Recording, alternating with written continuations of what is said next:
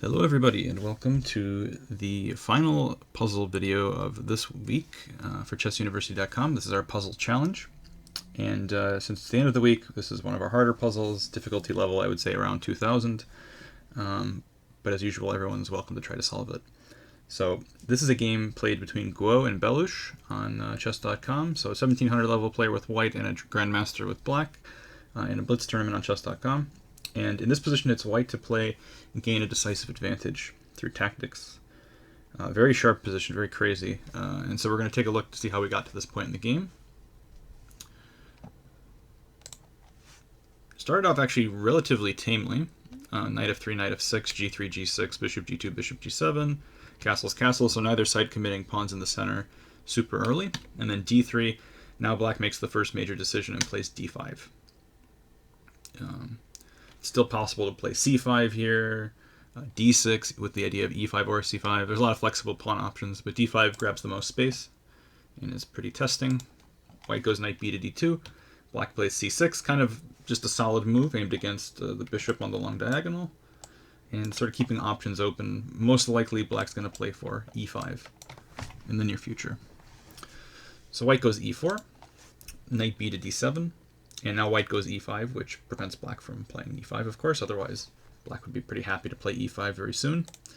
In this position, besides knight b d7, other logical, very normal moves, from my experience, would be moves like bishop g4, maybe even queen c7, keeping an eye on the e5 score that way.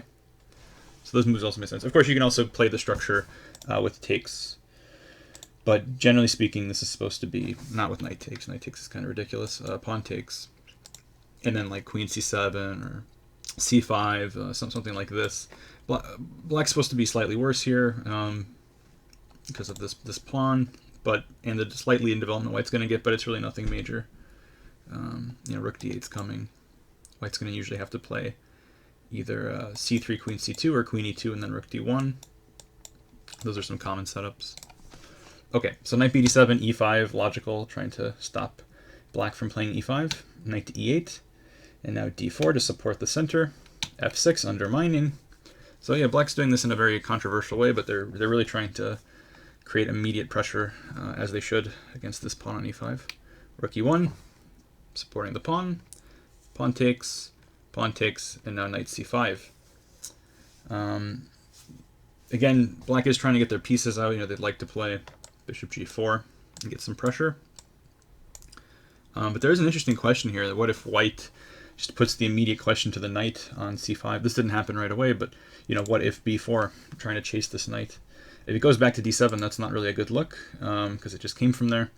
And then white can try to use the fact that black's pieces are all kind of clumped here and open up the center when black's not ready to move like c4 here. And I'm sure black can defend, but it just looks very uncomfortable. So b4 is a very interesting alternative to the game. Instead, white played h3, which is calm, trying to not allow this bishop move, but allowing this knight to live on the c5 square. And black could have taken advantage of this and played a5, which would have, not queen a5, but pawn to a5, which would have prevented b4 and stabilized the knight.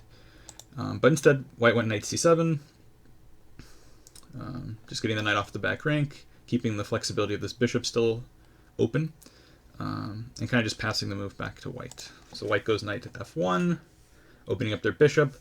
Again, I think challenging this knight makes sense. Here you got to be careful about b4. I mean, you always have to be careful about b4 because of this diagonal, but there's no immediate way to open it, so I still think it's at least a candidate. As is knight b3, just trying to exchange this knight, because if knight takes, you take ab, you open your rook, you have pressure along the a file, you take towards the center always, almost always, and you can still play ideas of c4 to try to crack the position open. So I still think white would have some initiative.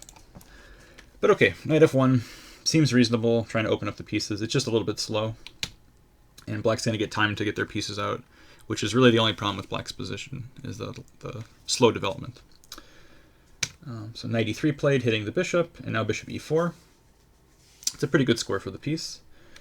In the game, white played knight g4 now, knight on 7 to e6, sorry, and h4.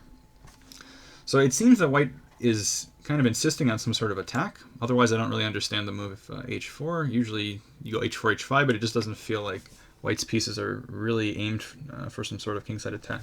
If anyone's going to attack on the kingside, it should be the side who has the half-open f-file, which is black. So anyway, here d4 played. Kind of a risky move. We see in a moment why black played it. They wanted to play open up a square on d5 for the queen to maximize pressure along the diagonal, but the pawn on d4 is obviously slightly more exposed because it's not protected by a pawn. And it would have been really interesting to see how white would have responded had black just kind of played a chill move like queen c7, putting pressure here, maybe hinting at h5 to remove a defender and try to win this pawn later. And there's other call moves too. Queen b6 makes sense because it guards against the possibility of b4. There's a lot of other slow moves that could have been played. Okay, but d4 was tried, and now b4 played, which is, again, I think it's a very interesting question to ask. And I think earlier when I pointed it out, it was also strong, but here seems very possible. And black goes for a very risky move, which ends up, well, could have ended up backfiring. They played queen to d5 with a counterattack against f3. So the argument here is, you take my knight, I take your knight, and there's some problems also with the light squares around the white king. Backing up here, for the record, probably black has to take on f3 here, and then after takes, move this knight. The knight could try to run away immediately, but obviously that would leave this bishop hanging. So we can't just move the knight anywhere right away, or we just lose a full piece. So we have to include this as black. And then after bishop takes, like I said, you can either retreat the knight back this way, or you can put it on a4. But in either case, it's not super happy. Both squares are a bit miserable for the knight. And of course, the fact that this bishop is loose also explains queen d5. It protects the bishop and also contains a counter threat. But it's still a mistake, and it is white to play and win in this position. So hopefully you guys can solve it. If you guys think you have the answer, make sure you check out the official post on chessuniversity.com. I'll put a link in the description for that official post, and if you get the right answer and you comment before we put up the solution, you can get reward points on your account. So hope to see lots of people commenting. It is a hard puzzle, but hope you guys take a crack at it, and I'll see you guys all tomorrow. Thank you.